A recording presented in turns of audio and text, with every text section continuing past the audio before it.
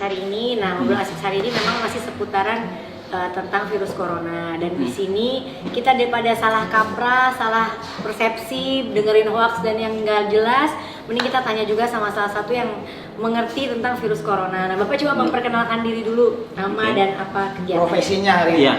Jadi nama saya Muhammad Indro Cahyono. Orang-orang lebih senang memanggil saya biasanya Pak Dindro.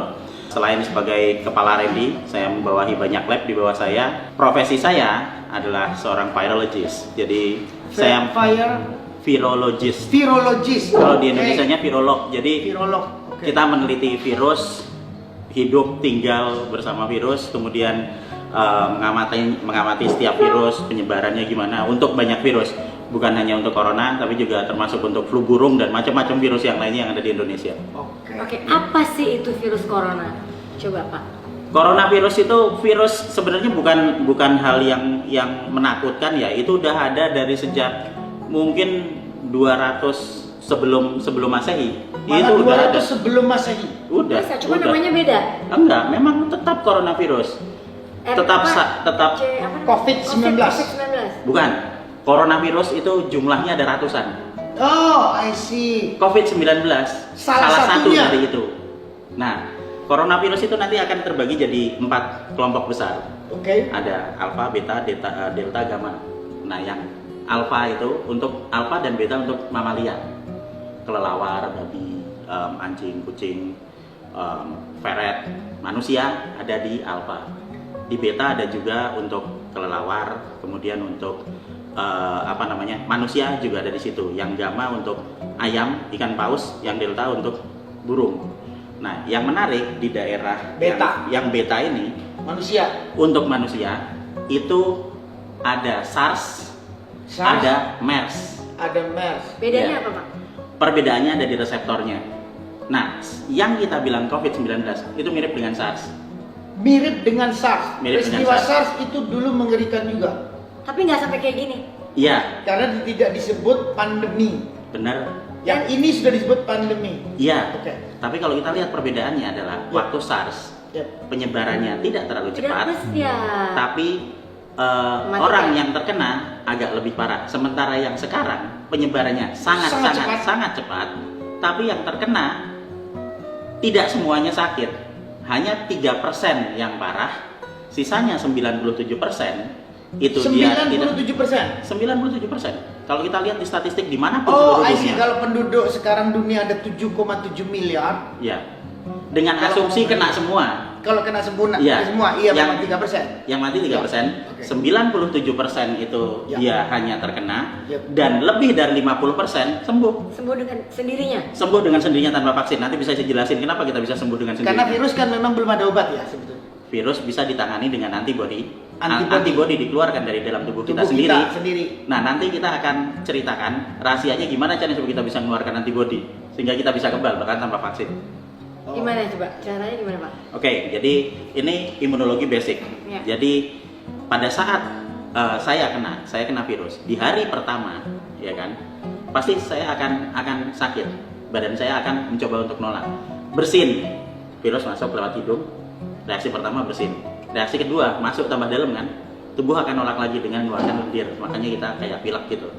Terus nanti hari ketiga, keempat, kelima, kalau dia bisa masuk ke dalam, kalau dia bisa masuk ke dalam, maka dia akan menimbulkan radang di saluran pernapasan, makanya demam. 3, 4, 5 demam. Nah, yang menarik adalah di hari ketujuh antibodi kita Udah akan mulai- keluar untuk Ya. melawan virus apapun yang masuk. Baru hari ke-7. Hari ketujuh, jika stamina kita bisa kuat, stamina kita bagus, di hari ketujuh antibodi akan dikeluarkan Akan baru untuk melawan perang. ini. Ya, nah antibodi akan terus naik mulai dari hari ketujuh sampai ke hari ke-14.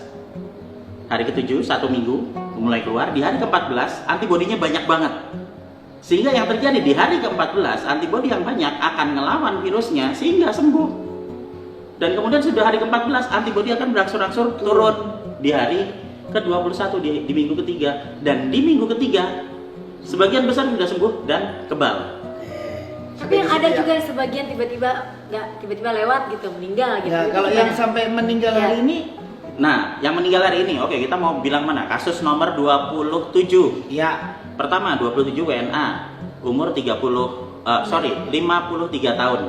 53 tahun dengan gejala bronkopneumonia akut dan dia sudah menaun. Tanpa kena corona dia sudah sakit, apalagi ditambahin. Dan dia datang ke rumah sakit itu pada saat kalau nggak salah kemarin lusa dan keesokannya dia meninggal. Berarti apa? Hanya ada waktu 24 jam untuk dirawat di rumah sakit toh. Sementara dia kenanya pasti udah lama. Itu yang menyebabkan meninggal. Jadi sebenarnya corona ini udah lama. Udah dari bukan, dulu. Yang dimaksud ya coronanya sudah lama. Iya. Cuman apakah COVID-19 itu bentukan baru atau memang corona yang zaman dulu itu melakukan perubahan atau mutan? Ya.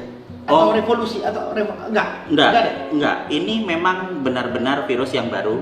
Oh, COVID-19. virus baru ya. Virus baru yang kemiripannya paling mirip dengan SARS. Kemiripan ini maksudnya tampilan dari luarnya ya? Oh, bukan isi dalamnya, karena kalau memang mirip SARS berarti obat SARS bisa.